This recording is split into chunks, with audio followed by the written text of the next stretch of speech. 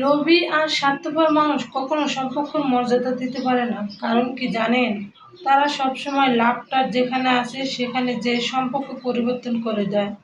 একদম ঠিক। এই সকল সম্পর্কগুলো শুধুমাত্র মা বাবা ভাই বোন না, স্বামী স্ত্রীর ভিতরেও হয়। আর আপনারা হয়তো মনে করেন যে শুধুমাত্র বাইরের লোকজনই সম্পর্ক নষ্ট করে, তারা শুধু স্বার্থের কাছেই আসে, তা না। বর্তমান যুগের কাছে মানুষগুলো স্বার্থের জন্য কাছে আসে না। কথাটা একদম ঠিক বলছি কি না? কারণ আর এখনকার যুগে মানুষ স্বার্থের কাছে হেরে যায়, করার কিছু নেই। স্বার্থ এমন একটা জিনিস, স্বার্থে যখন লাগে তখন কেউ কার চিনে না। যাই হোক, অনেক কথা বললাম আপনাদের সাথে, অনেক কষ্টের কথা শেয়ার করলাম।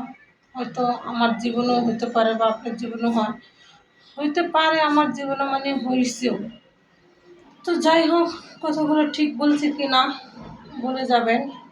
আর এই দিকটা অনেক কথাই বললাম, কথা বলতে বলতে রান্না শেষ করে ফেললাম।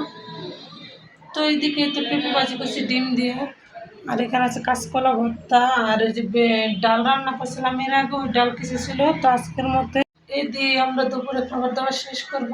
আর তারপরের দিন সকালবেলায় তো ডাল ছিল আর ডিম সিদ্ধ করে নিয়েছি, আর বাসায় পরোটা বানিয়েছিলাম।